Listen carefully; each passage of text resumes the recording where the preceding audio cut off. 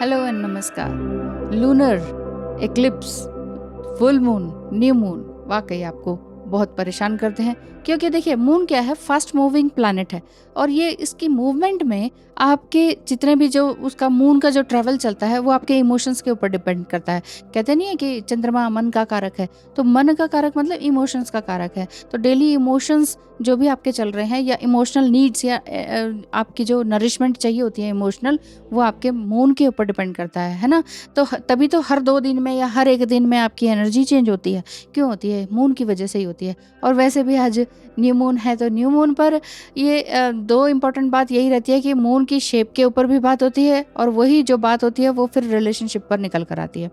Moon के जो भी साइकिल्स होते हैं वो ट्विन फ्लेम जर्नी पर असर डालते हैं कि नहीं? यस, डालते हैं। आपके क्वेश्चंस यही रहते हैं, जो सेल्फ क्वेश्चंस या सेल्फ जजमेंट या सेल्फ डाउट वाली एनर्जी रहती है, ये फुल मून न्यू मून पर ज़्यादा रहती है।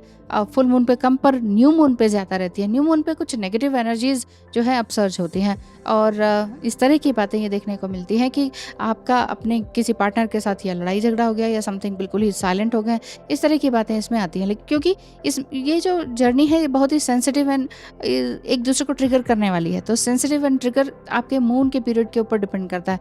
तभी तो ये जो मून का जो साइकिल है ये हम लेडीज़ पर भी असर डालता है। तो ये इमीडिएट असर तभी डालता है जब तक हम कि अपने नर्वस सिस्टम पर काम नहीं करते हैं, सबकॉन्शियस माइंड पर काम नहीं करते हैं। कर रहे हैं कि नहीं? सबकॉन्शियस माइंड एंड काम, इन सब के ऊपर काम करने का मतलब है अपने इनर वर्क पे काम करना। आपका अंदर का स्व क्या कहता है, आपकी इनसाइड क्या कहती है। आपका जो जर्नी है, ये जो ट्विन फ्लेम जर्नी है, ये वन साइडेड जर्नी नहीं है। सम टाइम इसी टाइम में हो सकता है आज के दिन ही आपने सोचा हाँ ये तो वन साइडेड लव कर रही हूँ और ये तो कुछ है ही नहीं, शायद ये ट्विन फ्लेम जर्नी नहीं है। हो सकता है आज ही आपने सोचा हो। क्यों? क्योंकि ये एक बहुत ही लंबा रिलेशनशिप है, एक लॉन्ग लिव रिलेशनशिप रहता है जिसमें कि आपको समझ में नहीं आता कि क्या हो रहा है क्या नहीं हो रहा है। अगर आपको कंसल्टेशन या टैरो रीडिंग या एस्ट्रोलॉजी से कुछ जानकारी चाहिए तो फिर आप स्क्रीन पे दिखाए नंबर पर मैसेज करें।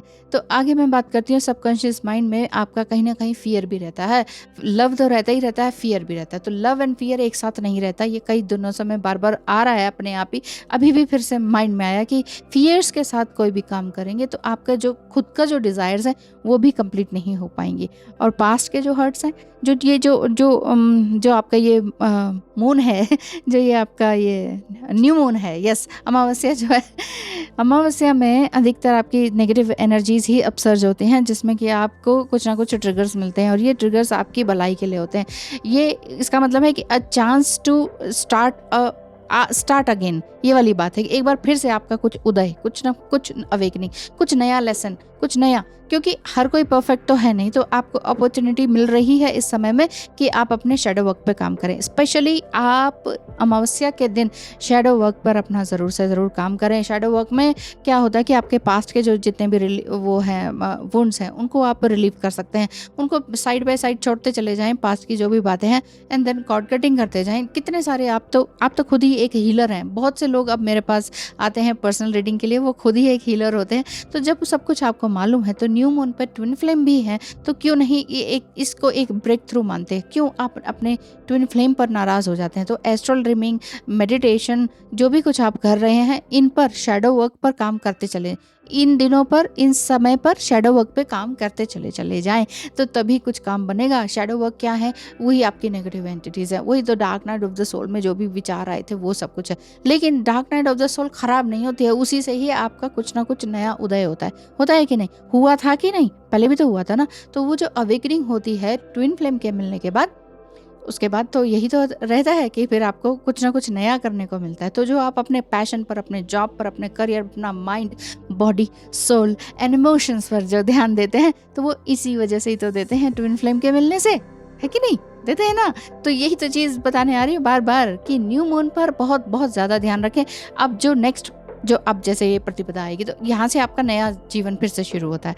तो आज अगर आपकी बातचीत हो गई है और भी कई काम हुए हैं, तो फिर उसको दिल पर मत लीजिए। डिवाइन मस्कुलाइन की बातों को दिल पर मत लीजिए। और मैं ये भी नहीं कहूँगी कि एक कान से सुने दूसरे कान से निकाल दें, नहीं, ट्रिगर मत होइए, मेरे कहने का मतलब है। ना ही इस इधर से सुना उधर निकाल दिया। उनकी बात पर गौर करें, मंथन करें, आत्मा मंथन जैसे कहते हैं, वहीं से ही आपके क्वेश्चंस के आंसर्स मिलते चले जाएंगे। अगर डिवाइन मस्कुलाइन आपको कहीं पर ट्रिगर कर रहे हैं तो आप सोचिए कि क्या वाकई सही है ये, और अगर नहीं है तो मुझे अपने आप को किस तरह से इम्प्लीमेंट करना है। इस तरह की बातें आप अपने डिवाइन मस्कुलाइन से ही सीखते चले जाएंगे। वही तो आपके सबसे बड़े गाइड हैं, है कि नहीं? आपको भी महसूस हुआ होगा। कमेंट करके बताइएगा कि आपको क्या अपने डिवाइन मस्कुलाइन में, चाहे वो मेल है या फीमेल, एक गुरु या टीचर नज़र आता है, एक गाइड नज़र आता है। कई बार ऐसा लगता है कि हाँ, हमने उनके आने से ही, उनका अपने जीवन में आने से ही आपके जीवन में कुछ नया अवतरण हुआ है, कुछ नया आपका अवतार शुरू हुआ है, कुछ नया सीखने की प्रस्फुटित इच्छा जागी है। ये वाली बात है कि नहीं? तो ये मुझे बताइएगा ज़रूर से ज़रूर। Thank you so much. धन्यवाद। आपका दिन शुभ हो।